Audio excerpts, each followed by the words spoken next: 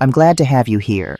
Follow my story until the end and comment the city you're watching from. My name is Abigail Hartford, and at my son's wedding, I arrived in a Rolls-Royce Ghost while he expected me in rags. He collapsed right there in front of 200 guests. But to understand why that moment shattered him, you need to know what happened 18 years before the day they took everything from me, including my 6-year-old son. The first time I realized my life was built on sand was a Tuesday morning. Nothing dramatic, just an ordinary autumn day when the leaves were turning gold outside our kitchen window, and Connor was practicing his alphabet at the table, his little tongue poking out as he concentrated on making his C's just right. "Mommy, look, I made a whole row." His gap-toothed smile could have lit up the whole south side. "That's beautiful, baby." I kissed the top of his blonde head, breathing in that little boy smell of shampoo and breakfast cereal. "When you're done, we'll make snickerdoodles. Deal now. Deal." He went back to his letters with renewed determination. I was pouring my second cup of coffee when I heard Robert's voice from the study. His tone stopped me cold. It wasn't his normal voice. It was the voice he used when his mother called. "I know, Mother. I'm handling it. I shouldn't have listened." That's what a good wife does, right? Trusts her husband. But something in my gut twisted, and before I could stop myself, I was standing in the hallway just out of sight. "The papers are ready," Robert said, his voice tight. "She'll never know. She doesn't look at the business documents anyway." Silence while Eleanor Hartford spoke on the other end. I could imagine her in her pristine Gold Coast townhouse, perfectly coiffed even at 8 in the morning, her thin lips pursed with determination. "Yes, her signature looks perfect," Robert continued. "Your guy did a good job. The forensic accountants won't be able to tell the difference." My coffee cup trembled in my hand. Slowly, carefully, I set it down on the hall table before it could shatter. "I know it's risky, but what choice do we have?" Robert's voice cracked. "The company's drowning. If we don't do this, we lose everything. At least this way, if anyone looks, the trail leads to her." The trail leads to her. To me. I backed away from the study door, my heart hammering so hard I thought Connor might hear it in the kitchen. My hands found the wall, steadying myself as the room tilted. They were setting me up. My husband and his mother were forging my signature on something documents that would make me look guilty of... what, fraud, embezzlement. "Mommy," Connor's voice called from the kitchen. "Can we make cookies now?" I forced my face into a smile, forced my legs to walk back to the kitchen. "Of course, baby. Let's make cookies." But as I measured flour with shaking hands as Connor chattered about his friend Jake at school, as I went through the motions of being a normal mother on a normal Tuesday, I knew with absolute certainty that my life would never be normal again. I should have run. I should have grabbed Connor and left that very day, but I didn't. I convinced myself I'd misheard, that there was some explanation, that the man I'd loved for 8 years, the father of my child, wouldn't actually betray me like that. God, I was such a fool. 3 weeks later, the FBI came. It was a Friday. Connor was at school. I was folding laundry in our bedroom when I heard the pounding on the door. Not knocking. Pounding. "FBI, open up." My first thought was that Robert was being robbed. My second thought was to call him. My third thought, the one that came as I ran down the stairs and saw 4 federal agents through the frosted glass of our front door, was that this was about the conversation I'd overheard. Abigail Hartford. The lead agent was a woman in her 40s, her face professionally blank. "Yes," she held up a badge. "Special Agent Patricia Morrison, FBI. We have a warrant for your arrest." The world went white at the edges. What? You're under arrest for conspiracy to commit bank fraud, wire fraud, and money laundering. You have the right to remain silent." "There's been a mistake." My voice sounded strange, distant. "I haven't done anything. I'm a stay-at-home mom. I don't handle our finances." "Anything you say can and will be used against you in a court of law." "Please, my son. He gets home from school at 3. I need to be here when he..." The handcuffs were cold. They clicked shut around my wrists with a sound I'll never forget. Final. Decisive. The sound of a door slamming shut on my life. "You have the right to an attorney. If you cannot afford an attorney, I need to call my husband. Robert will explain. There's been a terrible mistake." But Agent Morrison's face told me everything I needed to know. There was no mistake. This was planned, calculated, and Robert wasn't coming to save me. They led me out of my house in handcuffs. Mrs. Chen from next door was getting her mail.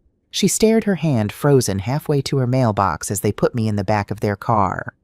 The drive to the federal building was a blur. I kept trying to understand, kept trying to piece together what was happening. But my mind couldn't hold on to anything except one thought: Connor gets home at 3. The interrogation room was exactly like you see in movies. Gray walls, metal table, mirror that was obviously one-way glass. They left me there alone for 2 hours before Agent Morrison came back with a thick file. "Mrs. Hartford, I'm going to show you some documents." She spread papers across the table. Bank statements, wire transfer records, loan applications. "Do you recognize your signature on these?" I stared at the papers. My signature was there over and over again. My handwriting. My name. Authorizing transfers of hundreds of thousands of dollars from Hartford Logistics to offshore accounts. That's my signature, but I never signed these. I swear to God I never saw these documents before in my life. "You're saying someone forged your signature?" Agent Morrison's tone was skeptical but not unkind.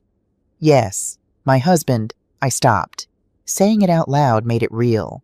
Made me the kind of woman whose husband would frame her for federal crimes. "Robert must have done this. Or his mother. Eleanor Hartford, she runs the company with him. She never liked me. She said I wasn't good enough for her son." "Mrs. Hartford, we've spoken with your husband. He says you handled all the financial paperwork for the company, that he trusted you completely." "That's a lie," my voice cracked. "I never worked for the company. I don't even have an office there. I'm home with Connor. I make lunches and help with homework," and tears were streaming down my face now. "Please, you have to believe me. I would never do this." Agent Morrison leaned back in her chair. "Mrs. Hartford, we have security footage of you entering Hartford Logistics on multiple occasions. We have emails from your account discussing these transactions. We have testimony from 3 employees who say you regularly worked late in the office. The evidence against you is overwhelming." Then someone created fake evidence. Someone made fake emails, But even as I said it, I knew how crazy it sounded. "Mrs. Hartford, I've been doing this for 15 years. I've seen a lot of people sit in that chair and tell me they've been framed. Know how many of them were telling the truth?" She paused. "1 out of hundreds." "Then I'm number 2, I whispered. "They released me on bail that evening. $100,000 that Robert somehow came up with, though our lawyer said we'd have to put the house up as collateral. When I walked into my own home, it felt like a stranger's house. Robert was in the living room, sitting in the dark. He didn't stand up when I came in. "Where's Connor?" My first words. "At my mother's." "I want him here." "Abby." Robert's voice was rough. "The press is already calling. CNN wants a statement. Connor's better off away from this. Connor needs his mother. Does he?" Robert finally looked at me, and in his eyes I saw something that made my blood run cold. Not anger, not confusion. Resignation. Like he'd already decided how this story ended. "The FBI has evidence, Abby. Mountains of it. Your signatures, your emails, your face on security cameras." "Because someone faked it all, Robert. You know me. You know I couldn't. I know you always wanted more than I could give you." His words were quiet, deadly. "You grew up poor. You married up. Maybe you thought you deserved more than a trucking company owner's wife gets." I couldn't breathe. "You think I did this?" "I think the evidence says you did this. But you know the truth, don't you?" I moved closer, studying his face in the dim light. "You were there. You're the one who forged my signature. You and Eleanor." Something flickered in his eyes. Fear, guilt. But then it was gone, replaced by cold resolve. "You need to talk to your lawyer," he said. "He'll be here in the morning. Get some sleep." "Where are you going?" "To my mother's. To be with my son." "My son. Not our son. My son." "Robert, please." I grabbed his arm. "Don't do this. Don't leave me here alone. We can fix this together. We can tell them the truth." He pulled his arm away gently, like I was something fragile that might break, or something dirty he didn't want to touch. "The truth," he said slowly, "is that my wife is going to prison for fraud, and I need to protect my son from that. Goodbye, Abby." He walked out. Just like that. 8 years of marriage. A child together. A life we'd built. And he walked out like I was already a ghost. I didn't sleep that night. I sat in Connor's room, surrounded by his toys and his little clothes, breathing in the scent of him that still clung to his sheets. His stuffed bear was on the pillow. Mr. Buttons. He couldn't sleep without Mr. Buttons. At 3 in the morning, my phone rang. Eleanor Hartford. Abigail. Her voice was crisp, businesslike. I want you to understand something. My son married you against my wishes. I told him you were after our money. I told him you weren't good enough for this family. And I was right. Eleanor, please. Whatever I did to make you hate me, I'm sorry. But Connor needs his mother. You can't take my son from me. I'm not taking him, dear. You took yourself away. The moment you decided to steal from our company. I didn't steal anything. You know I didn't. You and Robert framed me. Her laugh was like ice cracking. Prove it. And then she hung up. The trial began 6 months later. My lawyer, Marcus Chen, a public defender because we couldn't afford anyone else, did his best. But Eleanor Hartford had hired the best forensic accountants, the best lawyers, the best expert witnesses money could buy. They painted me as a woman consumed by greed, a poor Irish girl from the South Side who married a man with money and wanted more, always more. The prosecutor was a woman named Sandra Delgado, sharp as a knife and twice as cutting. In her opening statement, she paced in front of the jury box, her voice carrying to every corner of the courtroom. Ladies and gentlemen, this case is about betrayal. Robert Hartford loved his wife. He trusted her completely. So when she asked to handle some company paperwork, he said yes. When she asked for access to company accounts, he said yes. He never imagined that the woman sharing his bed, the mother of his child, was systematically stealing from him. I wanted to scream. I wanted to stand up and tell them all the truth. But Marcus gripped my arm under the table. Stay quiet, he whispered. You'll get your turn. Except I never really did. Eleanor testified first. She wore a navy suit that probably cost more than our car and pearls that had been in the Hartford family for 3 generations. She looked every inch the respectable businesswoman, and when she spoke, her voice trembled with just the right amount of sorrow. I tried to warn Robert, she said, dabbing at her eyes with a handkerchief. I told him Abigail was after our money, but he loved her. He wouldn't listen. And now look what she's done to him, to our family. Mrs. Hartford, Sandra Delgado said gently, did you ever see Abigail Hartford in the company offices? Oh yes, many times. She would come in late at night after the other employees had left. Robert thought she was being helpful organizing files. We had no idea she was stealing. Lies. All lies. But said so convincingly with such perfect wounded dignity that I saw jurors nodding. Robert testified next. My husband. The father of my child. The man I'd loved with everything in me. He couldn't look at me. The whole time he was on the stand, he stared at his hands at the judge at the American flag in the corner. Anywhere but at me. Mr. Hartford, Sandra said, did you know your wife was committing fraud? No, his voice cracked. I trusted her completely. She was my wife, the mother of my son. When did you first become aware of the theft? When the FBI called me. They asked me to come in for questioning and they showed me the evidence. I couldn't believe it. I kept thinking there had to be some mistake. But there was no mistake, was there? No. Finally, he glanced at me. Just for a second. And in that second, I saw the truth. He knew exactly what he'd done, and he was going to let me burn for it. The evidence was clear. Abigail stole over $2 million from our company. $2 million. A number so large I couldn't even comprehend it. Money I'd never seen, never touched, never even dreamed of having. When it was my turn to testify, I tried. God knows I tried. Mrs. Hartford, Marcus asked me gently, did you steal money from Hartford Logistics? No, I swear on my son's life I never stole anything. Did you forge documents? No. Did you ever work in the Hartford Logistics offices? I went there 3 times in 8 years, twice to bring Robert lunch when he was working late, once to attend their Christmas party. The prosecution has security footage showing you entering the building after hours. How do you explain that? I can't. My voice broke. Either someone manipulated the footage or... I don't know. All I know is that I never did what they're saying I did. But when Sandra Delgado cross-examined me, she shredded me. Mrs. Hartford, you admit that's your signature on these documents. It looks like my signature, but yes or no? Is that your signature? I don't know. You don't know your own signature. Her eyebrows raised. Mrs. Hartford, you've been signing your name for over 30 years. Surely you recognize it. It looks like my signature, but I didn't sign those papers. So someone forged it. Yes. Who's my husband, or my mother-in-law, or someone they hired? That's quite an accusation. Do you have any proof? No, but... So you're asking this jury to believe that your husband, a respected businessman, and his mother, who's run a successful company for 40 years, conspired to frame you for a crime you didn't commit. Why would they do that? Because Eleanor never wanted me in the family. She thought I wasn't good enough. So this is revenge over what Mrs. Hartford being snubbed at Thanksgiving dinner. The courtroom tittered. Actually laughed, like my life falling apart was funny. No, it's more than that. I overheard them talking. I heard Robert say they were forging my signature.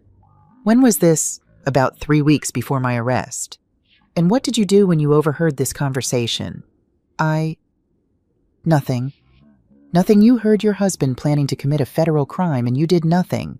Didn't call the police? Didn't confront him? Didn't even call a lawyer? I thought I'd misheard. I wanted to believe. You wanted to believe your husband loved you. That's understandable, Mrs. Hartford. What's not understandable is how an innocent woman watches federal crimes being planned and does nothing to stop them. She let that sink in, then twisted the knife deeper. Mrs. Hartford, how much money is in your personal bank account right now? About $300. And where's the $2 million you stole? I didn't steal. Where is it, Mrs. Hartford? Offshore accounts, Swiss banks hidden under your mattress. There is no money. I never stole anything. So $2 million just vanished into thin air. Someone else took it. Someone is framing me. Sandra Delgado gave the jury a look that said, "Can you believe this woman?" Then she smiled at me, sharp and cold. No further questions. The worst part came when they brought Connor to the courthouse. Eleanor's idea, I was sure. The prosecution didn't call him to testify. He was only 6, but they made sure he was there in the gallery during closing arguments. I saw him the moment I walked in. Sitting between Robert and Eleanor, his little legs swinging because his feet didn't reach the floor. He was wearing his good clothes, the blue sweater I'd bought him for his school pictures. When he saw me, his face lit up. "Mommy!" He tried to climb over Eleanor to get to me, but she held him back, her wrinkled hands gripping his small shoulders. "Sit still, Connor," she said firmly. "Your mother will talk to you later." But we both knew that was a lie. I tried to smile at him, tried to mouth, "I love you." But then the judge came in and I had to turn around, had to face forward, had to sit there knowing my baby was behind me and I couldn't hold him. Sandra Delgado's closing argument was brutal. She walked through the evidence piece by piece, showing how I'd systematically stolen from the company, how I'd hidden my tracks, how I'd betrayed everyone who trusted me. "Abigail Hartford wants you to believe she's a victim," Sandra said, her voice ringing through the courtroom. "She wants you to believe that her successful, respected husband and mother-in-law conspired to frame her. But ask yourselves this, who's more likely to be lying? A family that's built a business over 40 years, or a woman whose signature is on documents authorizing the theft of $2 million? When Marcus gave my closing argument, he tried. He pointed out the inconsistencies. He questioned how I could have accessed systems I didn't know existed. He asked why, if I'd stolen $2 million, I was still living in a modest house on the South Side. But I could see it in the jury's faces.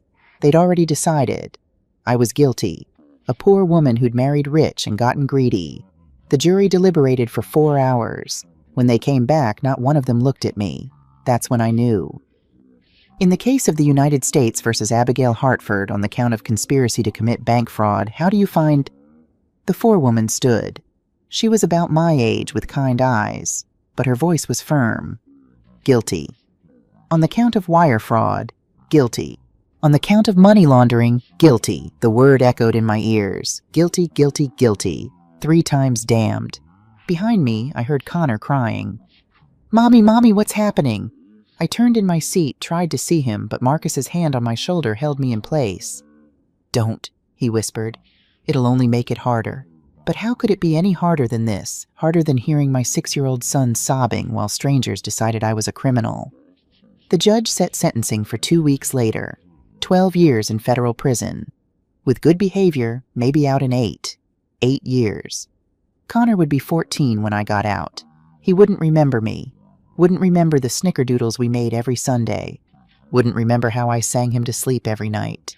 Wouldn't remember that I loved him more than my own life. They led me out in handcuffs. I craned my neck, trying to see Connor one last time. He was standing on his chair now, reaching for me, Eleanor's hands tight around his waist. "Mommy, mommy, come back. I want my mommy. I love you, baby," I screamed it, not caring who heard, not caring about dignity or decorum. "I love you. I didn't do it. Mommy didn't do what they said. I love you. Mommy." His voice cracked, desperate. "Mommy, don't go. Please don't go." But they pulled me through the doors, and the last thing I saw was my son's face, tear-streaked and terrified, as Eleanor Hartford pulled him down from the chair and turned him away from me. The last sound I heard was his voice getting fainter. "I want my mommy. I want my mommy. I want my mommy." And then the doors closed and he was gone. Women's Federal Correctional Institution, Pekin, Illinois. That's where they sent me. 5 hours south of Chicago, 5 hours away from Connor. The first night I didn't sleep. I sat on the edge of the hard mattress in my cell, staring at the cinder block walls, trying to understand how my life had gone from making breakfast for my son to this. My cellmate was a woman named Rita Martinez. She was 47 in for drug trafficking, and she watched me with the wary curiosity of someone who'd seen every kind of person in prison. "You the one on the news?" she asked. "The lady who stole from her husband?" "I didn't steal anything." Rita snorted. "Yeah, nobody in here did nothing. We're all innocent." "I am innocent." "Sure you are, honey." She rolled over, facing the wall. "Get some sleep. Tomorrow's going to be rough." She was right. The next morning I learned how to survive in a place where my old life meant nothing. Where being Abigail Hartford, mother and wife, counted for exactly 0. I learned how to wait in line for everything: breakfast, phone time, showers. I learned how to keep my eyes down and my mouth shut. I learned that respect was earned through silence and strength, not through protestations of innocence nobody wanted to hear. And I learned that the worst punishment wasn't the bars or the guards or the terrible food. It was the silence from the outside world. I wrote to Connor every single week, long letters telling him about my day, asking about school, reminding him of our life before. I drew pictures of Mr. Buttons. I copied out the words to the songs I used to sing to him. I poured my heart onto those pages, sealed them in envelopes, and sent them off with prayers. Not one ever came back. No return to sender. Just silence. After 3 months, I called the house. The phone rang 4 times before Eleanor answered. "Hartford residence." "Eleanor, it's Abby. Please, I need to talk to Connor." Silence. Then, "Connor doesn't want to talk to you. He's 6 years old. Let him decide." "He has decided. He's asked us not to mention your name. He gets upset." "Because you're poisoning him against me, Eleanor, please. He's my son. Just let me talk to him for 5 minutes. Just let me hear his voice." "Abigail, you need to understand something." Her voice was cold, final. "Connor is ours now. He lives in a good home, goes to a good school, has everything he needs. You gave up your right to be his mother when you chose to be a criminal." "I didn't choose. Goodbye, Abigail. Don't call again." Click. I stood there holding the phone, listening to the dial tone, tears streaming down my face. An hour later, Sister Maggie visited. She was my father's sister, 70 years old, the only person from my old life who still acknowledged I existed. "How's Connor?" The question I asked first always. Maggie's face fell. "Oh, honey." What happened?" "I saw him at church last Sunday. He was with Eleanor and Robert. I tried to talk to him just to say hello." She reached across the table, gripped my hands. "He didn't recognize me, Abby. Or maybe he did, but Eleanor's taught him not to talk to anyone from your side of the family. When I said your name, he got real quiet and just shook his head." The room swam. He shook his head, like he'd been told not to listen, not to ask. "Eleanor's doing this, Abby. She's erasing you from his memory." "She can't. He's 6. He remembers me. He has to remember me." But Maggie's eyes told me the truth. With every day that passed, Connor was forgetting, and there was nothing I could do to stop it. Year 1 in prison, I was numb. I moved through the days like a ghost, doing what I was told, keeping to myself. At night, I lay on my bunk and remembered every moment of Connor's life. His first word, Dada, which broke my heart and made me laugh. His first steps toward me, arms out. The first time he said, "I love you, Mommy." Without prompting, we were making cookies, and he just looked up at me with those big blue eyes and said it simple as breathing. I couldn't let those memories fade. They were all I had left. Year 2, I tried to kill myself. I saved up sleeping pills for 3 weeks, planning to take them all at once. But the night I'd chosen Rita came back to the cell crying. Her daughter had been killed in a drive-by shooting, 15 years old. I sat with her all night while she sobbed. And sometime around dawn, listening to her grief, I realized something. I could hurt too. I could be sad, but I couldn't give up. Because somewhere out there, Connor was alive. And maybe someday I'd get the chance to explain, to tell him the truth.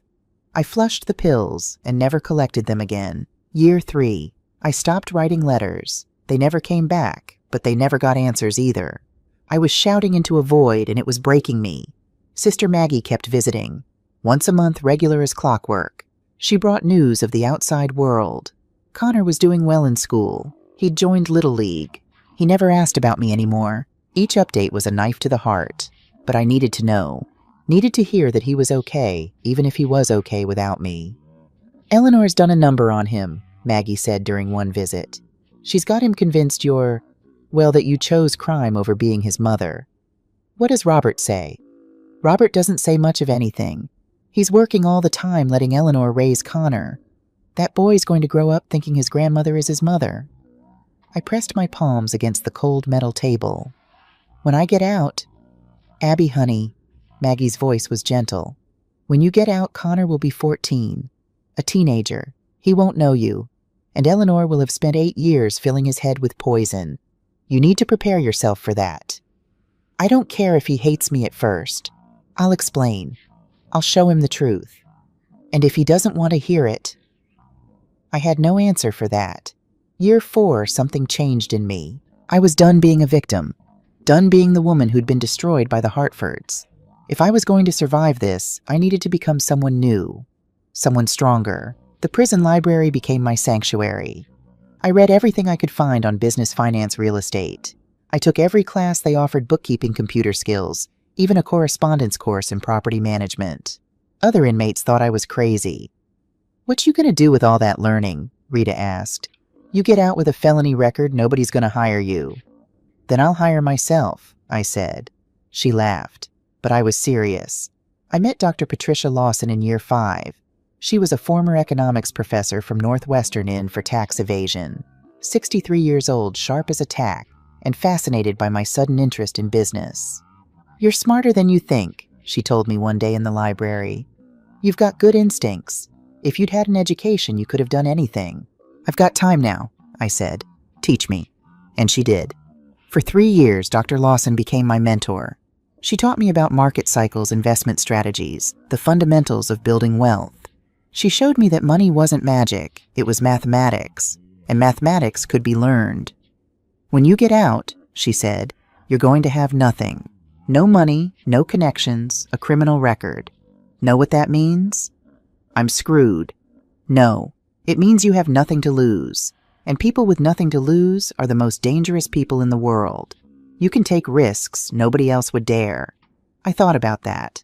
About having nothing to lose. And for the first time since my conviction, I felt something besides grief. I felt possibility. Year 6, I stopped asking Maggie about Connor. It hurt too much. Instead, I asked her to send me information about Chicago neighborhoods, property values, rental markets, anything that might help me understand the landscape I'd be entering when I got out. What are you planning, Abby? She asked. I don't know yet, but when I figure it out, will you help me? She studied my face across the table, saw something there that hadn't been there before. Determination, maybe, or desperation that had hardened into resolve. Yes, she said. Whatever you need. Year 7, a letter came. Not from Connor, from a lawyer. Robert was filing for divorce. After 7 years of separation, he wanted it finalized. He was seeking full custody of Connor as if there was any question. I signed the papers without fighting. What was the point? I'd already lost everything. But at the bottom of the documents, I wrote a note. Tell Connor I love him. Tell him every day I loved him. I never heard if Robert passed on that message. Year 8, I counted down the days. 90 days, 60 days, 30 days. Rita watched me pack my small bag of belongings. You really gonna make it out there? She asked. I have to, I said. I've got a son who thinks I abandoned him. I need to prove I didn't. And if you can't, then I'll prove something else. That I'm not the broken woman they said I was. May 15th, 2006, the date I'd been counting toward for 8 years. I walked out of Pekin Correctional at 7:47 a.m. The sun was too bright. The air was too loud. Cars whooshed past on the highway, and each one made me flinch.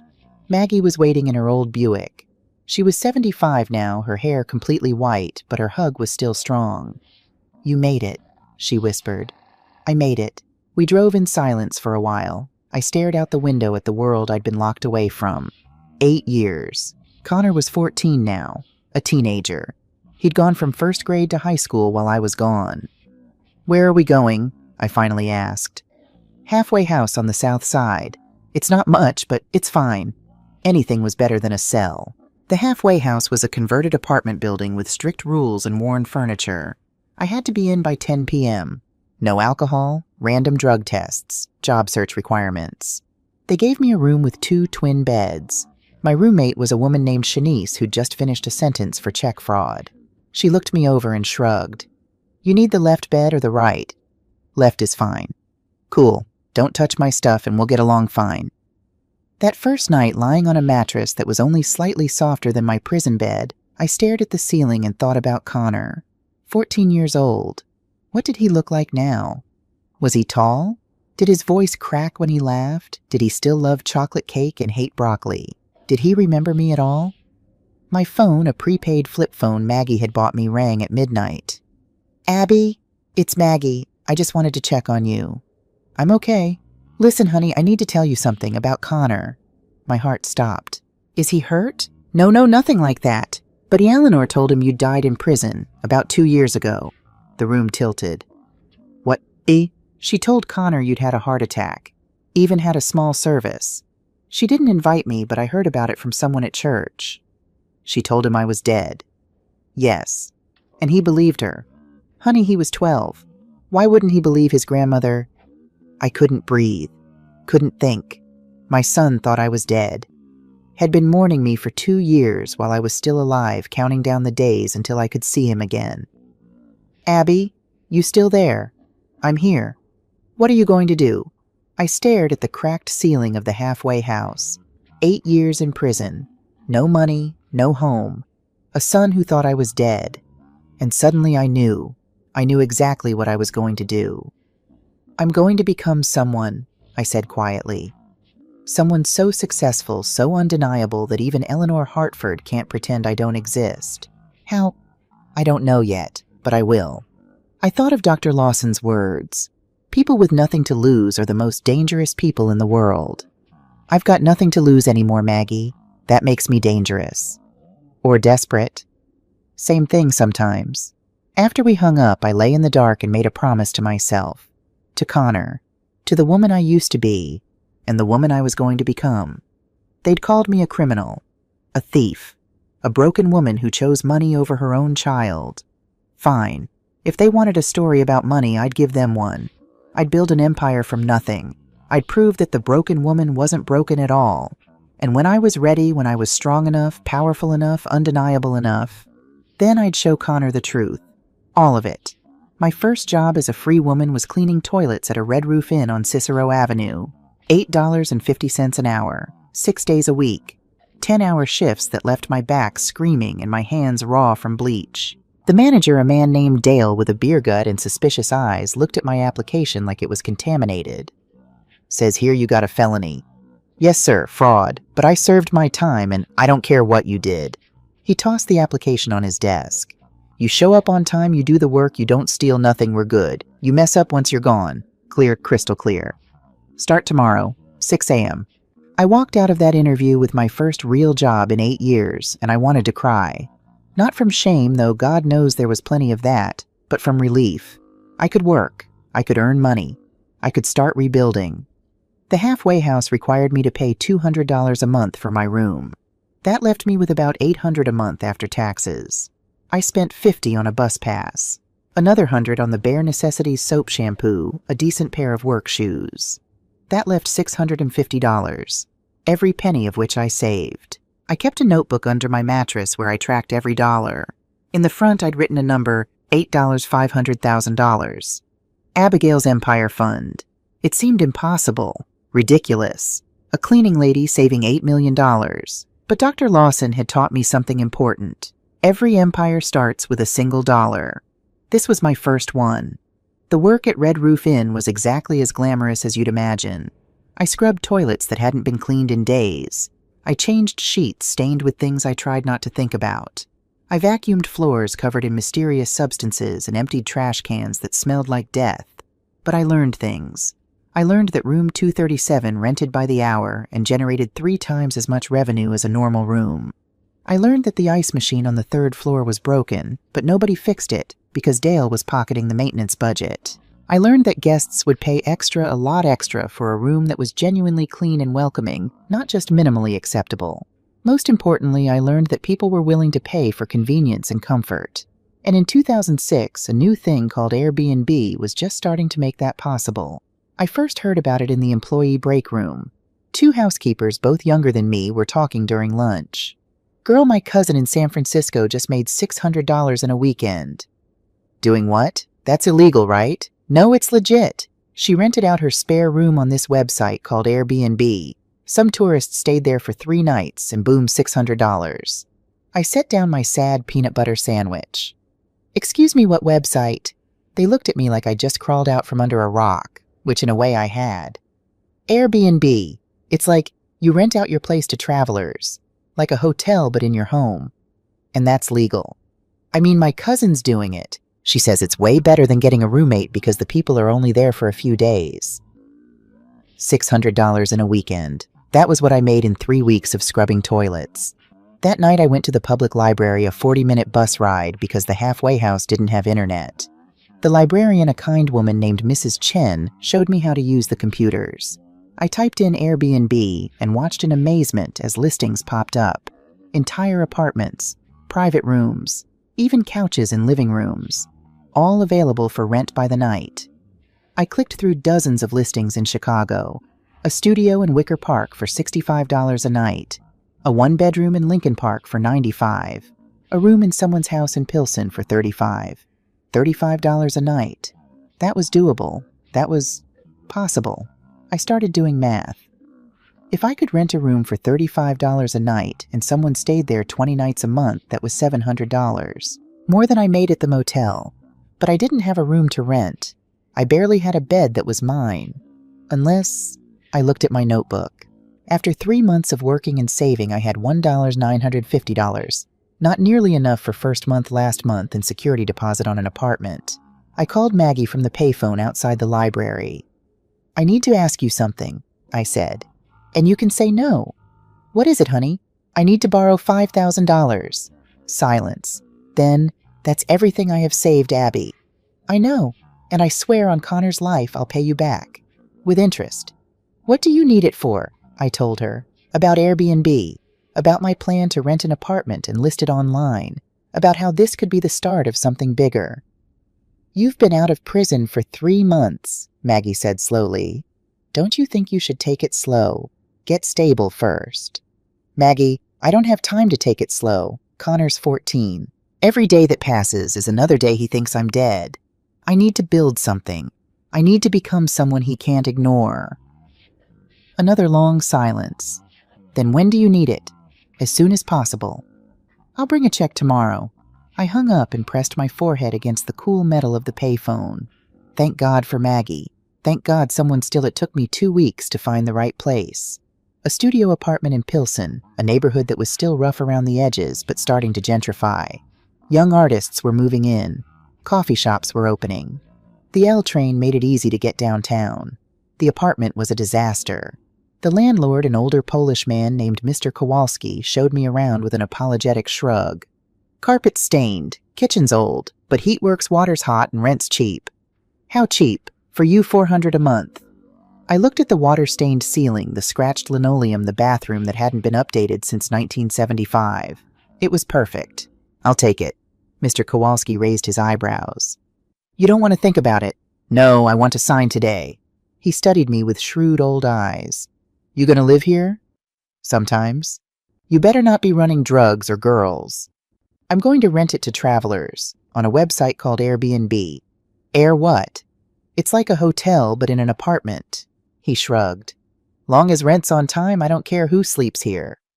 I paid first month last month and deposit $1 and $200 total. That left me with 4 $750s of the money Maggie had lent me plus my own savings. I spent the next month transforming that apartment.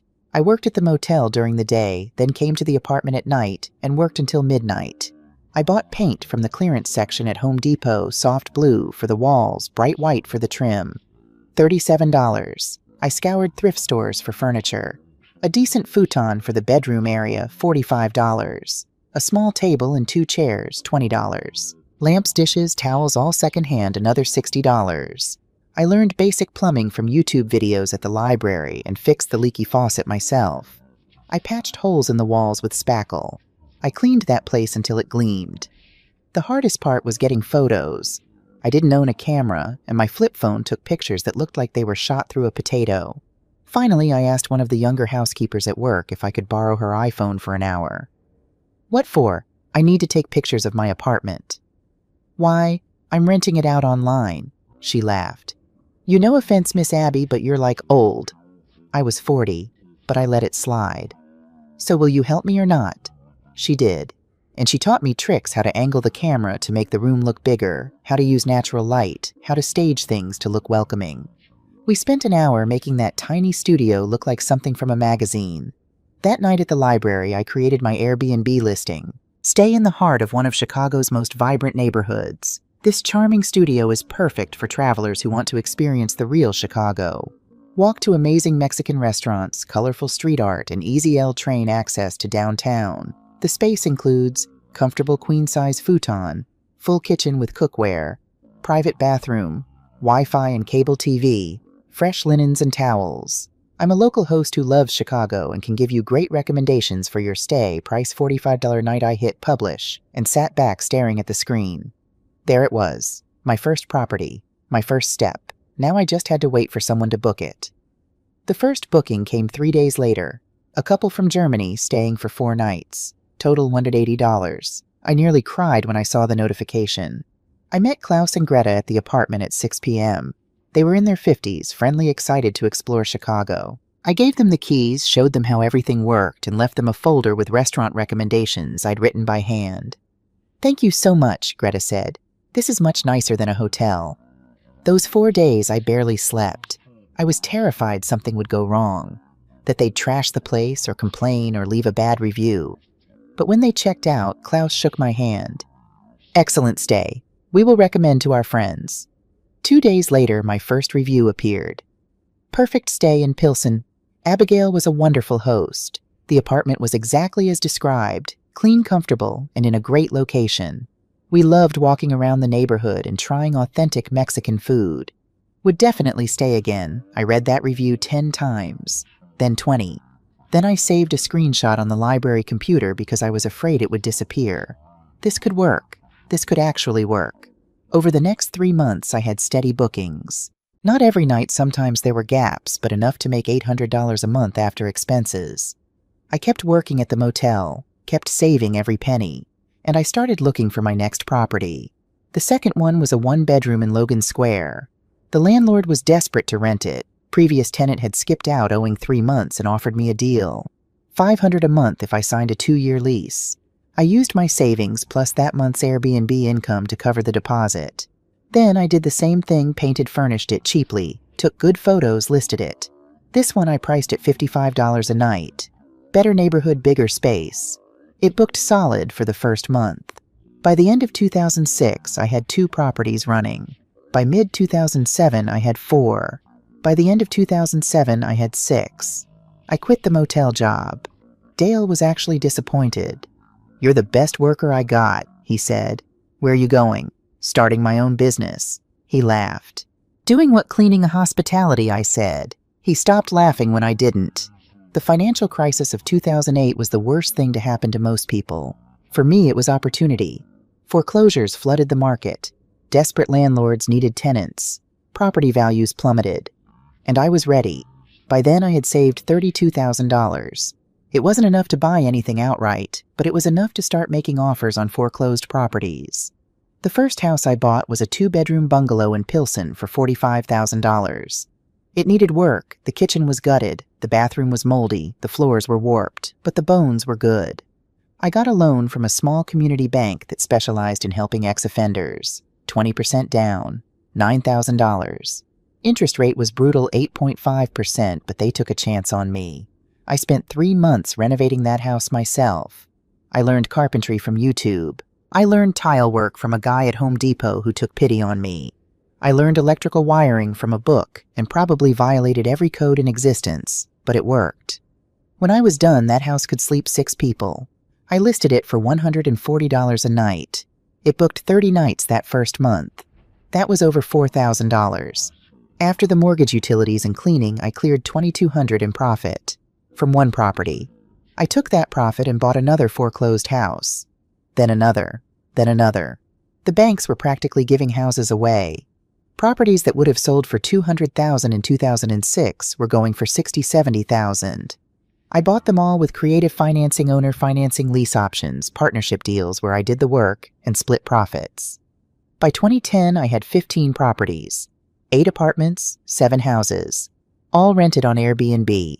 I was making $35,000 a year in profit, more than I'd ever made in my life, and I was just getting started. I formed an LLC, Horizon Property Management. It sounded official, professional. Nothing in the name tied it to Abigail Hartford, convicted felon. I hired my first employee, a college student named Amy, who handled customer service and bookings for $10 an hour. I hired a cleaning team, 3 women who'd also served time and couldn't find decent work. I paid them $15 an hour more than they'd make anywhere else. "Why you being so nice to us?" one of them, Rosa, asked. "Because I know what it's like," I said, "and because you deserve a chance." They worked harder for me than any employees I could have hired from a traditional agency. By the end of 2011, I had 30 properties and was clearing $75,000 a year in profit. I was 45 years old. I'd been out of prison for 5 years, and for the first time since my conviction, I felt powerful. But I still lived in a tiny apartment on the South Side. Still drove a beat-up Toyota Camry. Still bought my clothes from Target clearance racks. Maggie asked me about it during one of our weekly dinners at her place. "Honey, you've got money now. Why are you still living like you're broke?" "Because I'm not building this to spend it," I said. "I'm building it to prove something." "Prove what?" "That Eleanor Hartford was wrong about me. That Robert was wrong. That I wasn't some poor girl chasing money." I set down my fork. "And when I'm ready, I'm going to show Connor. I'm going to show him that his mother wasn't a criminal. She was a survivor." Maggie's eyes filled with tears.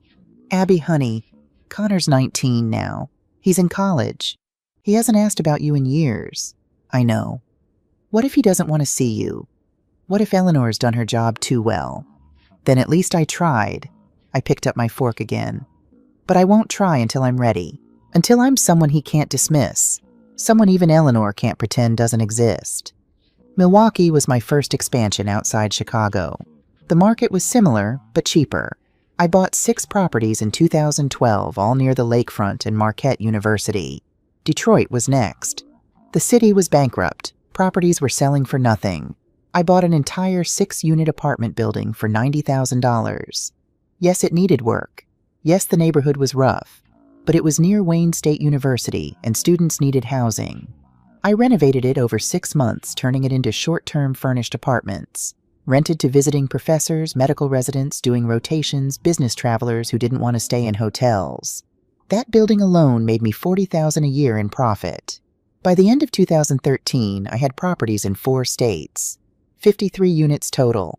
I'd hired a small staff property managers in each city, a bookkeeper, a marketing person.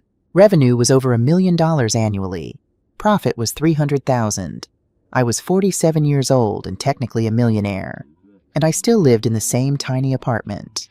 The call came on a Tuesday evening. I was reviewing expense reports in my small office, really just a corner of my apartment with a desk and file cabinet, when my phone rang. Unknown number, local area code. "Hello, is this Abigail Hartford?" A woman's voice, professional but uncertain. "Yes. Who's this?" "My name is Jennifer Kwan. I'm a counselor at Whitney Young High School. I'm calling about Connor Hartford." My heart stopped. Actually stopped. "Is he hurt?" No, nothing like that. I'm sorry to alarm you. But Connor listed you as an emergency contact on a form he filled out today, and I wanted to verify the information. He listed me? Yes, under mother. He wrote that you're deceased, but when I checked our records, we have you listed as alive, but there's a note that says no contact. I'm very confused, Mrs. Hartford.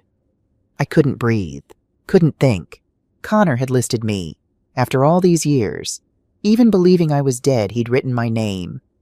Mrs. Hartford, are you there? I'm here. I'm alive. His grandmother told him I died, but I didn't. I've been alive this whole time. Oh my God. Jennifer's voice dropped. I'm so sorry. Should I correct his records? No. The word came out sharp. Don't tell him anything. Not yet. But please, this is complicated. His grandmother has full custody. She's told him I'm dead for reasons I can't explain over the phone. If you tell him I'm alive, it'll be a shock. Let me handle this. But can you tell me, is he okay? Is he doing well? Jennifer hesitated. I probably shouldn't share this information, but given the circumstances, Connor's an excellent student, top of his class. He's been accepted to Harvard early decision. He's a remarkable young man. Harvard. My baby was going to Harvard. Thank you, I whispered. Thank you for calling me. Mrs. Hartford, can I ask, are you planning to contact him? Yes, when the time is right, when I'm ready. When I hung up, I sat in the dark for 3 hours. Connor was 21, an adult. He could make his own choices now, couldn't he? Eleanor couldn't stop him from seeing me if he wanted to. But that was the problem. He wouldn't want to, because he thought I was dead. Because Eleanor had spent 15 years poisoning his memory of me. I needed to be more. Do more. Build something so undeniable that when Connor finally learned the truth, he couldn't dismiss me as the broken woman Eleanor claimed I was. I needed to be extraordinary. By January 2016, my portfolio had grown to 85 properties across 6 states. My net worth, if you counted property equity business value in cash, was somewhere around $3 million. I'd moved into a modest 2-bedroom condo in a decent neighborhood. Nothing flashy. I drove a 3-year-old Honda Accord. I dressed in business casual from Macy's not designer boutiques. To anyone looking at me, I was a successful small business owner. Comfortable, respectable, nothing special. That was exactly how I wanted it. Because the moment people knew I had money, they'd start asking questions. How did a convicted felon build this empire? Where did the seed money come from? Was she running some kind of scam? I couldn't risk that scrutiny. Not yet. Not until I was ready. But Connor haunted me. Every decision I made, every property I bought, every dollar I saved, it was all for him. To prove to him that his mother wasn't what they'd said she was. I hired a private investigator in May. His name was Tom Morrison, a retired detective who specialized in discrete family matters. I need information on my son, I told him, but I don't want him to know I'm looking. What kind of information? Everything. Where he lives, what he does, who he spends time with. I want to know his life. Tom didn't judge. He just nodded. It'll cost you $5,000 for a comprehensive report. Do it. The report came 2 weeks later. 50 pages of my son's life documented in clinical detail. Education, Harvard Law School, class of 2017. Expected graduation, May 2017. GPA 3.87. Member of Harvard Law Review. Internship at Quinn & Associates major corporate law firm in Chicago. Residence apartment in Cambridge, Massachusetts during school year. Returns to Chicago for summers and holidays, stays with grandmother Eleanor Hartford in Gold Coast townhouse. Relationships currently dating. Emily Thornton, age 26. Investigative journalist for Chicago Tribune. Relationship began January 2016. Appears serious sources indicate possible engagement. Family close relationship with grandmother Eleanor Hartford and father Robert Hartford. No contact with mother's side of family. Believes mother died in prison in 2004. Personality assessment. Intelligent, ambitious, somewhat guarded. Sources describe him as driven but emotionally reserved. Colleagues note he rarely discusses personal life or family background. I read the report 3 times. Stared at the photos Tom had included Connor walking across Harvard Yard. Connor having coffee with a beautiful young woman, Emily presumably Connor laughing at something his friend said. He looked like Robert. Same jawline, same build, but his eyes were mine. Blue-gray, thoughtful. He looked happy, and he had no idea I existed. I started following him on social media under a fake name. Emily Thornton had a public Instagram pictures of her investigative journalism work, photos of her and Connor at restaurants and museums. In one photo, they were at Navy Pier. Connor had his arm around her, both of them smiling at the camera. The caption read, "Best date night with my favorite person." I stared at that photo until my eyes burned. My baby boy grown into a man. In love. Building a life I wasn't part of. Maggie found me crying at my desk one evening. She still had a key to my place, still checked on me weekly, even though I clearly didn't need help anymore. "Oh, honey." She pulled me into her arms. "What happened?" "He's getting engaged. My son is getting engaged, and I won't be at the wedding. I won't meet his wife. I couldn't finish." "Then contact him. Abby, you've built enough. You've proven enough. Just call him. And say what, hi, I'm your mother, I'm not actually dead." Maggie, that would destroy him. Everything he thinks he knows about his life would be a lie. It's already a lie. Eleanor made sure of that. But if I come forward now, I'm just the desperate ex-con trying to worm her way back into her rich son's life. That's exactly what Eleanor always said, I was a gold digger. I need to wait. My phone rang. Unknown number. Chicago area code. I answered without thinking. "Hello? Abigail Hartford." The voice was male, young, unfamiliar. My heart started pounding. "Yes. Who is this?" "This is Connor Hartford." The room spun. Maggie grabbed my arm, steadying me. "Connor," I whispered. "I'm calling about my wedding. It's December 3rd at the Drake Hotel. You'll want to be there." Wedding. He was inviting me to his wedding. Yes, of course I want to be there. "Connor, I've wanted to talk to you for so long. I need to explain." "Let me be clear." His voice turned cold. "I'm not inviting you because I want you there. Emily asked about you. She thinks every groom should have his mother present. I told her about you. About what you did. About how you went to prison and chose crime over being my mother." The words were knives. "Connor, that's not what happened. I don't care what you have to say. You'll come to the wedding. You'll sit quietly, and everyone will see what you are. What you've always been." "What am I?" I asked quietly. "The broken woman. That's what Grandma Eleanor calls you. She told me how you used to be so pitiful after prison, living in a halfway house, cleaning toilets, barely surviving." He had no idea that the broken woman had rebuilt herself into something strong. "Connor, wear your best clothes, Abigail, though I doubt you have anything appropriate for a venue like the Drake." He hung up. I stood there, phone in my hand, shaking. Maggie's face was white. What did he say? "He invited me to his wedding. To humiliate me. He wants to show everyone the pathetic ex-con mother who abandoned him." "Oh, Abby, don't go. Don't give him that satisfaction." But I was smiling. Actually smiling. "Don't you see, Maggie? He just gave me exactly what I've been waiting for. A stage. An audience. A chance to show him and Eleanor who I really am." "What are you going to do?"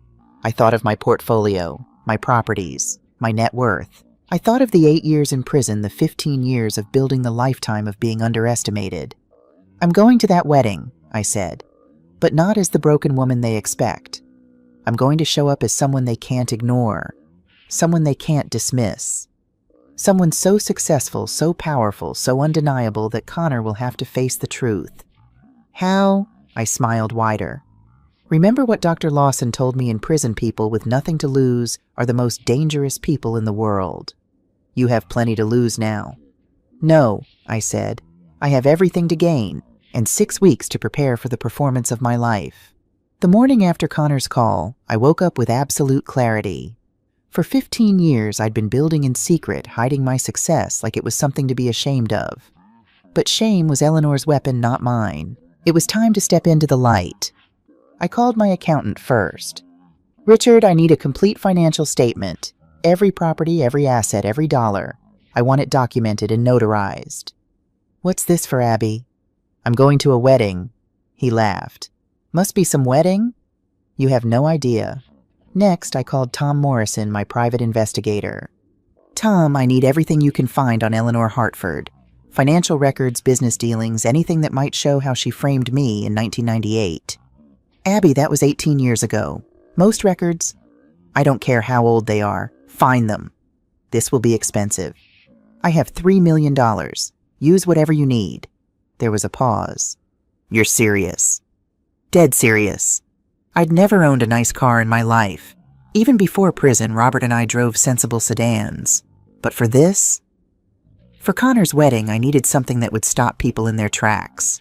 I walked into the Rolls-Royce dealership on Michigan Avenue wearing my normal Macy's business casual. The salesman, young, slick, expensive suit, looked me up and down and barely concealed his smirk. Can I help you? His tone said. You're in the wrong place, lady. I want to buy a Rolls-Royce Ghost. His smirk widened. Those start at $300,000, ma'am. I know. I pulled out my phone, showed him my bank statement. Will you take a cashier's check or would you prefer a wire transfer? His face went from smug to shocked to professionally pleasant in about 3 seconds. A cashier's check is fine. Would you like to see the models we have available? The Ghost was perfect. Silver exterior, black leather interior, starlight headliner that made the ceiling look like the night sky. It was elegant without being flashy, powerful without being loud. Exactly what I needed. I'll take it, I said.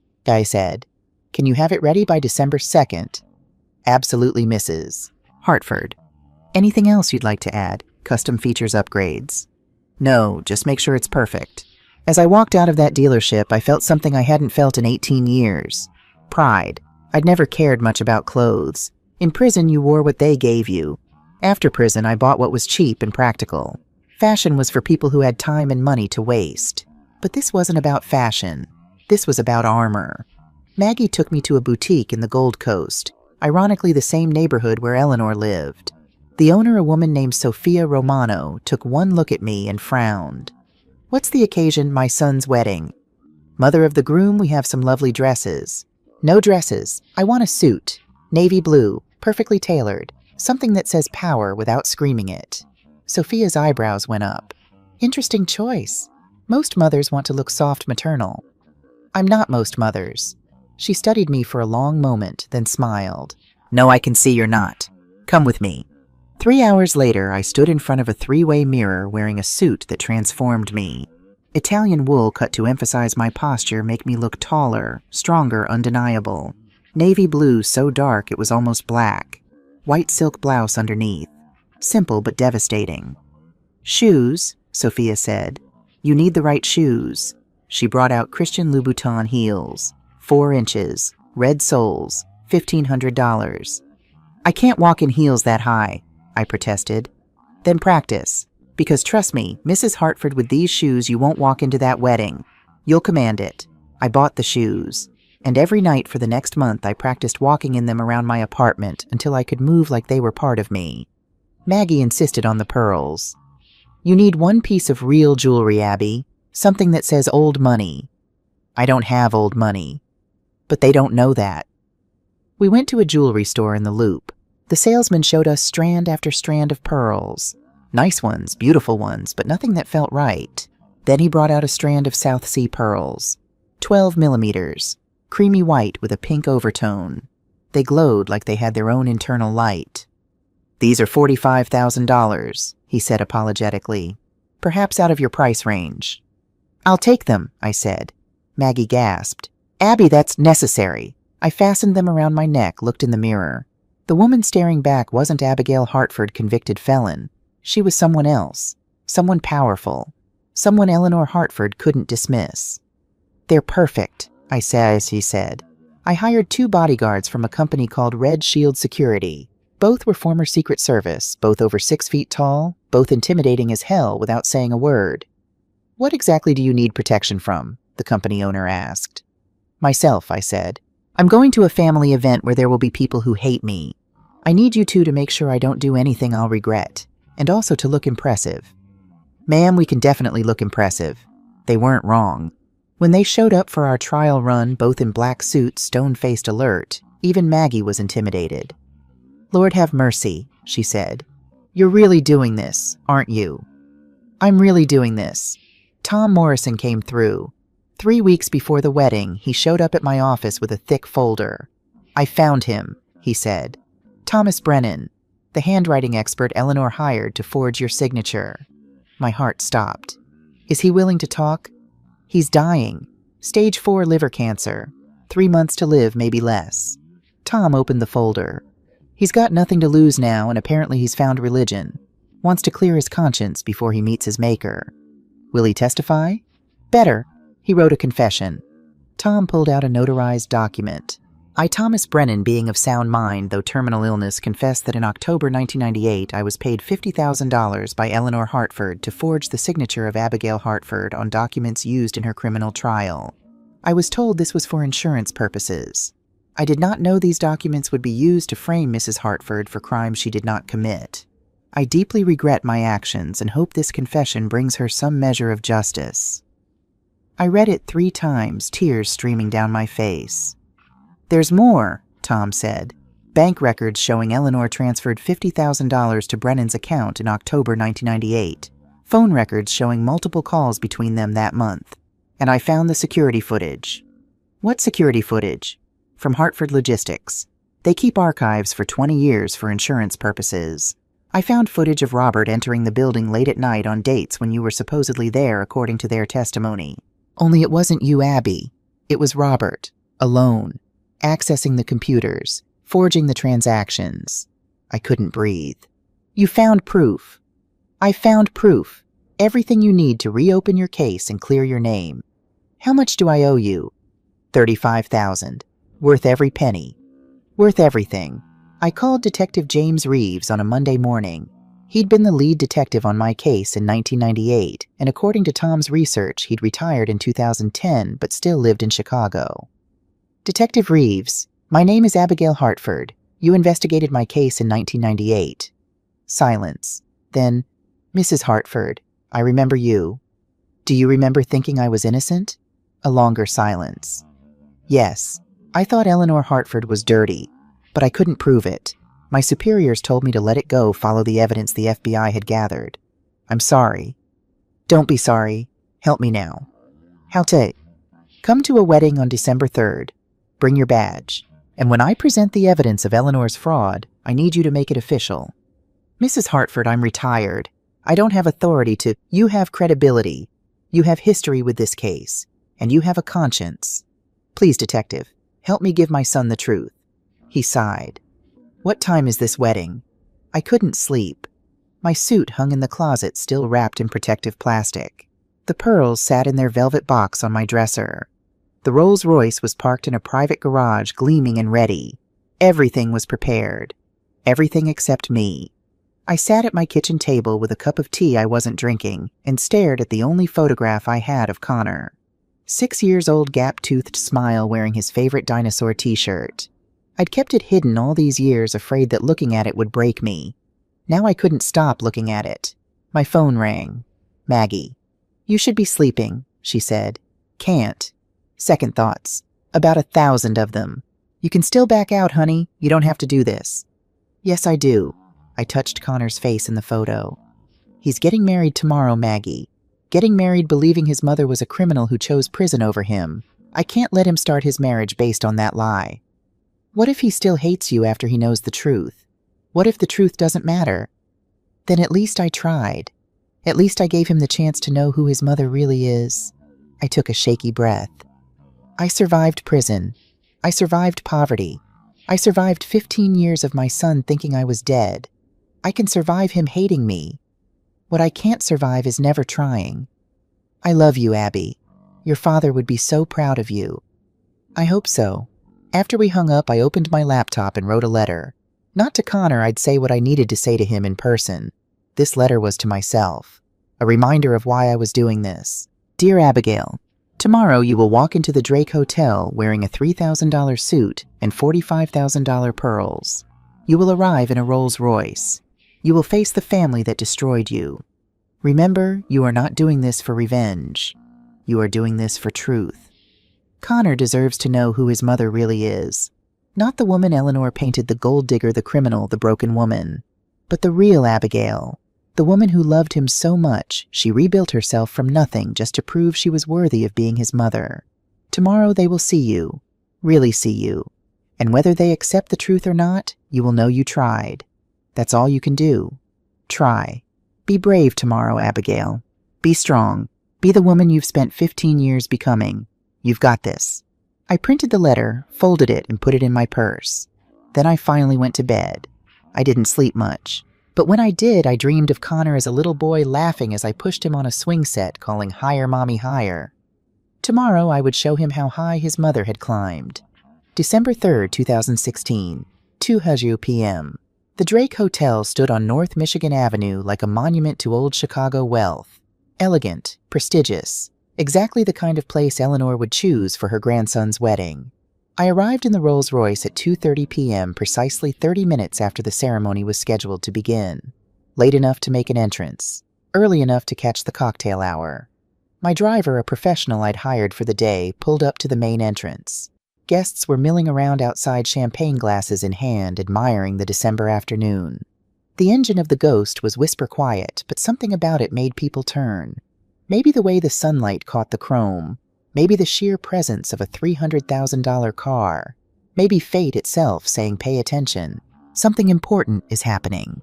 My bodyguards Marcus and James stepped out first. 6'4", black suits, stone-faced. They positioned themselves on either side of the rear door, and the crowd went completely silent. People were whispering. "Who is that? Is that someone from Emily's family?" "A celebrity." The door opened. I placed one Christian Louboutin heel on the pavement, then the other. Stood up. Smoothed my navy suit.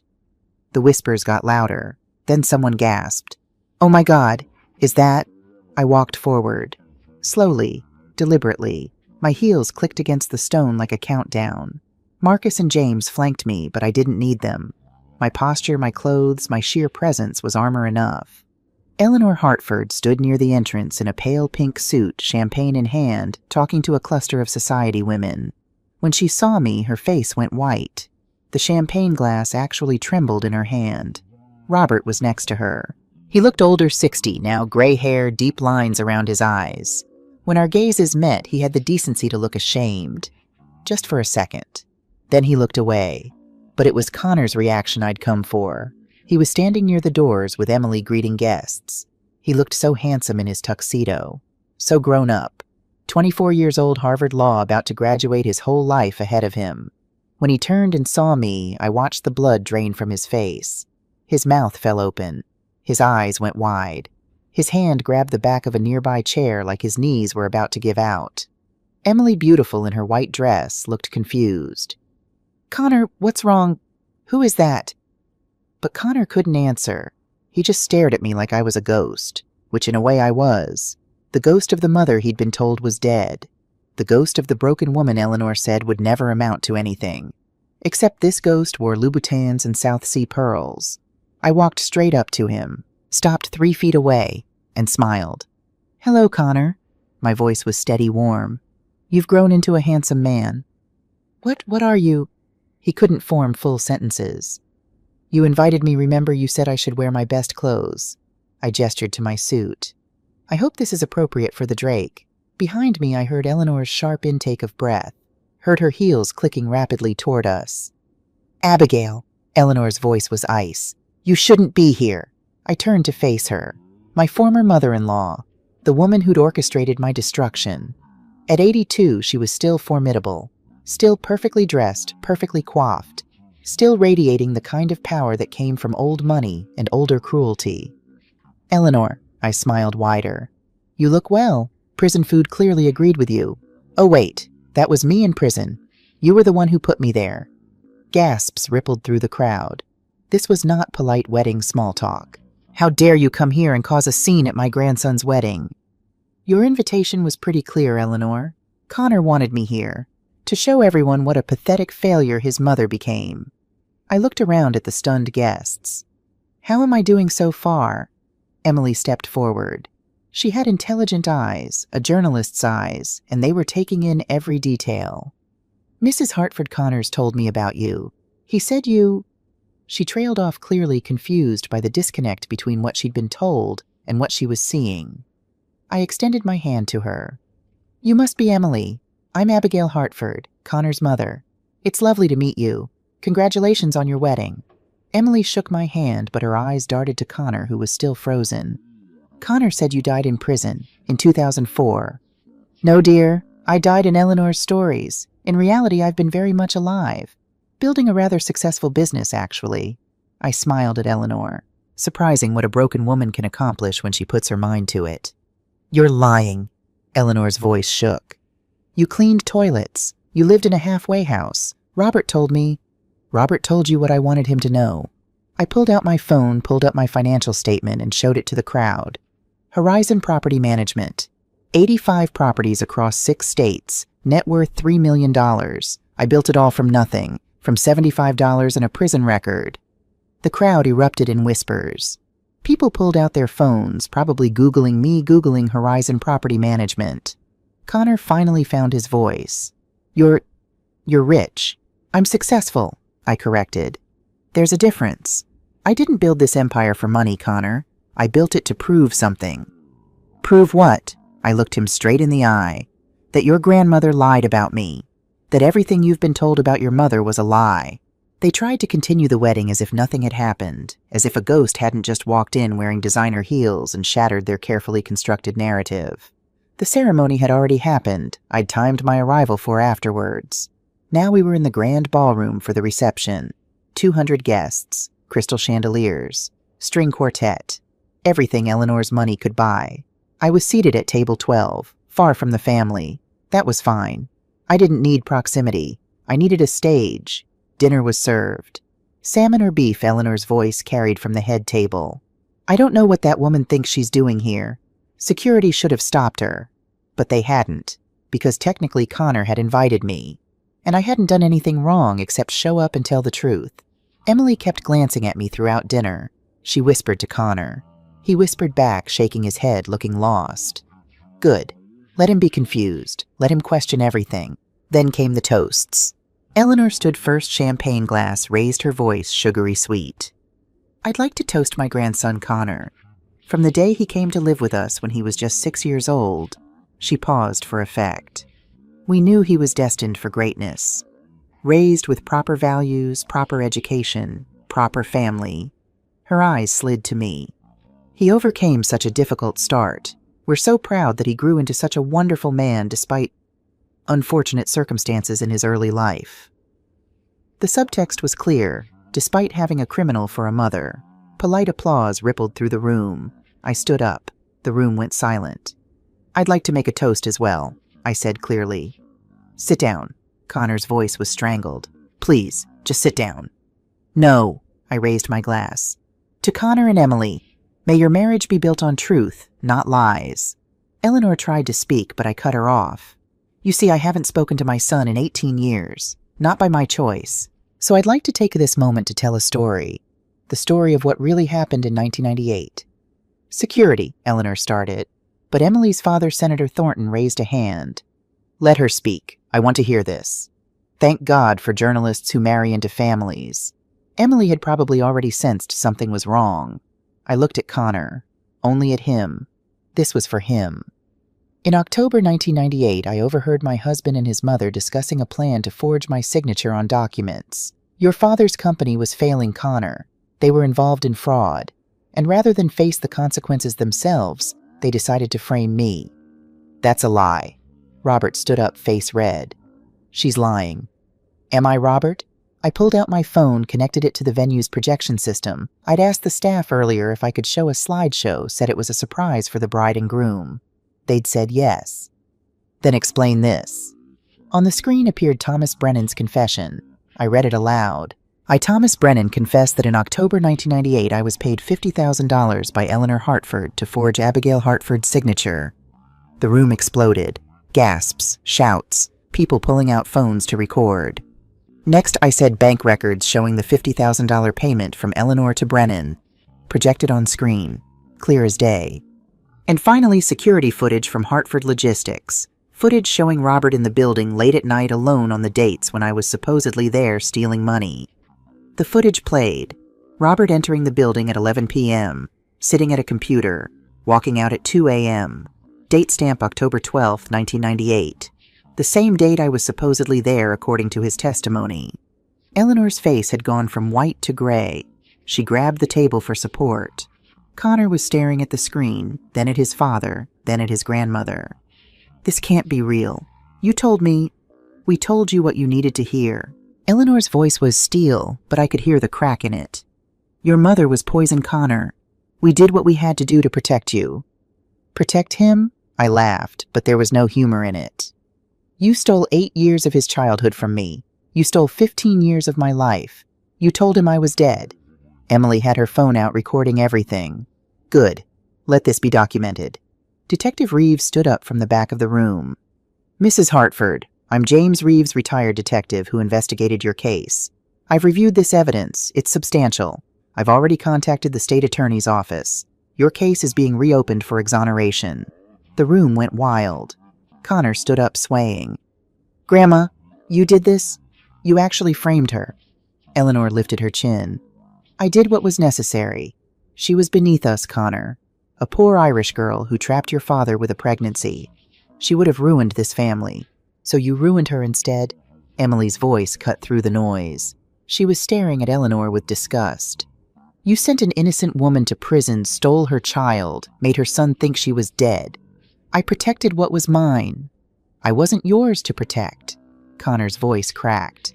She was my mother. You let me grow up thinking she abandoned me, thinking she died. Do you have any idea? He couldn't finish. His hands were shaking. I walked toward him slowly. Marcus and James stayed back. This moment needed to be just us. Connor, I said softly. Look at me. He did. And for the first time in 18 years, my son really saw me. I wrote you letters, I said. Every week for 5 years. Eleanor intercepted them. I called every holiday. She blocked the calls. I loved you every single day you thought I was dead. Every single day I was in prison. Every single day I scrubbed toilets and saved pennies and built an empire from nothing. My voice broke. I did it all for you, to prove to you that your mother wasn't what they said she was. Why didn't you come find me sooner? His voice was barely a whisper. Because I needed to be someone you couldn't dismiss, someone who could stand in front of you and make you listen. If I'd come to you as a poor ex-con, you would have believed Eleanor's lies. But now, I gestured to my suit, my pearls, the evidence projected behind me. Now you have to consider that maybe, just maybe, your mother is telling the truth. Tears were streaming down his face.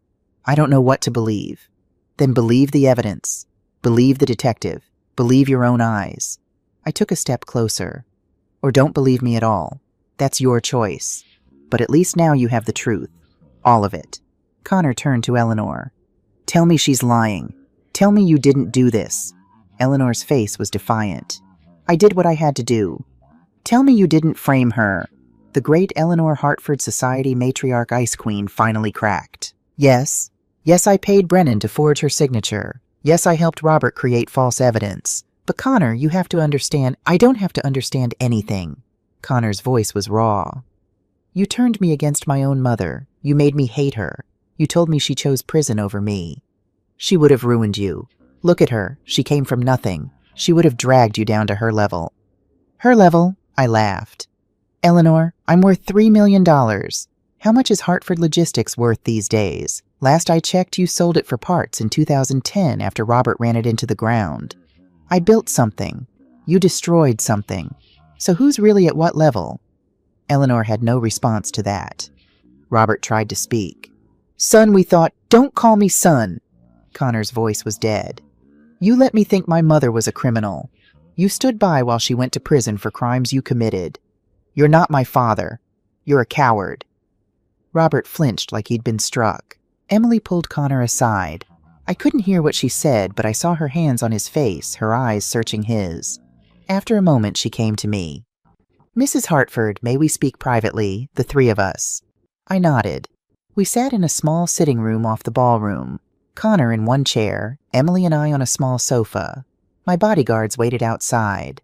Connor couldn't look at me, just stared at his hands. Emily spoke first. Mrs. Hartford, I'm an investigative journalist. I've spent my career uncovering fraud and corruption. I need to ask you some questions. Ask anything? This evidence, is it legitimate? Yes. I paid $35,000 to a private investigator to find it. It's all documented, notarized, and now with the state attorney. And your business, Horizon Property Management, is that real? Yes, 85 properties. You can verify everything. I have nothing to hide anymore. Emily nodded slowly, then turned to Connor. She's telling the truth. All of it. How do you know? Because I'm good at spotting liars. Your grandmother is a liar. Your mother isn't. Connor finally looked up at me. His eyes were red, devastated. I don't know what to... You don't have to know anything right now, I said gently. This is your wedding day. I shouldn't have done this today. I should have waited. But Connor, you called me. You invited me here to humiliate me. And I couldn't let that happen. I couldn't let you marry Emily believing that your mother was what Eleanor said she was. Why do you care what I believe? The question was a knife. Because you're my son. Because I love you. Because I've loved you every single day since the moment you were born. But I don't remember you. His voice cracked. I don't remember anything. Just vague impressions. A woman singing. The smell of cookies. That's all I have. Snickerdoodles, I whispered. We made them every Sunday. He stared at me. I remember snickerdoodles. I thought Grandma made them. No, baby. That was me. Every Sunday morning. You'd stand on a chair next to me and help measure the cinnamon. A sob escaped him. Just one. Then he clamped down, got control. I can't do this right now. This is my wedding. I need to Emily, and I need to... I know. I stood up. I'll go. Wait. Emily stopped me. Mrs. Hartford, where are you staying? The Peninsula, room 412. We'd like to see you tomorrow, after we've processed all this. Would that be okay? Yes. Of course. Whatever you need. I walked to the door, then turned back. Connor was crying silently, Emily's arms around him. Connor. He looked up. I'm sorry I ruined your wedding, but I'm not sorry I told you the truth. You deserve to know. You've always deserved to know. I walked back into the ballroom. The reception had dissolved into chaos. Half the guests were gone. The other half were huddled in groups, gossiping frantically. Eleanor and Robert had left, probably fleeing before the police arrived. Senator Thornton approached me. Mrs. Hartford, I'm Emily's father. Senator, I prosecute fraud cases. If what you've presented is accurate, and I believe it is, you'll be fully exonerated within 6 months. I'll make sure of it personally. Thank you. No, thank you. My daughter almost married into a family of liars. At least now she knows what she's dealing with. He paused. For what it's worth, I believe you. And I'm sorry for what they did to you. I nodded, not trusting my voice. I walked out of the Drake Hotel with Marcus and James flanking me. Guests parted like I was royalty. Or maybe like I was dangerous. Same thing, really. The Rolls-Royce was waiting. I slid into the back seat, and as the door closed, sealing me away from the wreckage I'd created, I finally let myself cry. Not sad tears. Cathartic tears. Release tears. I'd done it. I'd told the truth. And whether Connor believed me or not, whether he wanted a relationship with me or not, I'd given him the choice. That was all I could do. I didn't sleep. Just lay in my hotel bed, staring at the ceiling, replaying every moment. At 8 a.m., there was a knock on my door. Through the peephole, I saw Connor and Emily. My hands shook as I opened the door. Hi. Hi. Connor looked exhausted, like he'd been crying all night. Can we come in? Of course. We sat in the hotel room's small sitting area. I ordered coffee from room service. We waited in awkward silence until it arrived. Finally, Emily spoke. We didn't sleep last night. Connor and I talked for hours, about everything. About you, about Eleanor, about what to do next. Okay, Connor leaned forward, hands clasped. I need to understand something. If you've been successful for years, why didn't you contact me sooner? Why wait until my wedding? Because you thought I was dead, and I didn't know how to come back from that without proof, without being able to show you that Eleanor lied about everything, not just my death. I met his eyes. If I'd shown up 3 years ago poor and struggling, you would have believed Eleanor's version, that I was a failure who abandoned you. But now you can see that I survived. I thrived. And every single step I took was to get back to you. But you let me go on thinking you were dead. For years. I know, and I'm sorry. But Connor, you have to understand Eleanor had complete control. She'd convinced you I was a criminal. Then she convinced you I was dead. What was I supposed to do? Show up and say, "Surprise, I'm alive and rich"? You would have thought I was some kind of con artist trying to get to your family's money. He was quiet for a long moment. Then, "Show me your letters." "What? The letters you said you wrote me. Do you have them?" "I have copies. Back at my condo. I can get them. I want to read them. All of them." We drove to my condo in Lincoln Park. Connor and Emily followed in their car. When they walked in and saw my home modest but nice, filled with books and simple furniture, Emily whispered something to Connor. I pulled out a large box from my closet. I made copies of every letter before I sent them, just in case they got lost. Connor opened the box. Hundreds of letters, all addressed to him, all returned to sender or never answered. He pulled out one at random. Dated November 1998, 3 months after my conviction. "Dear Connor, it's Thanksgiving today. I wonder if you're having turkey at Grandma's house. I wonder if you're thinking of me at all. I want you to know that I'm thinking of you, every minute of every day. I imagine you helping set the table you always wanted to put out the fancy napkins. I imagine you laughing with your cousins. I hope you're happy, baby. Even if you're happy without me, I want you to be happy. I'm in a place where I can't be with you right now, but it's not because I don't love you. I love you more than anything in the whole world, more than the sun and the moon and all the stars put together. One day I'll explain everything. One day you'll understand.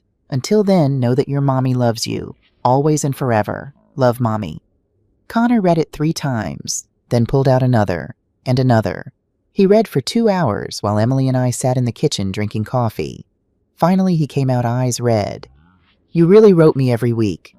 For 5 years, until I couldn't take the silence anymore.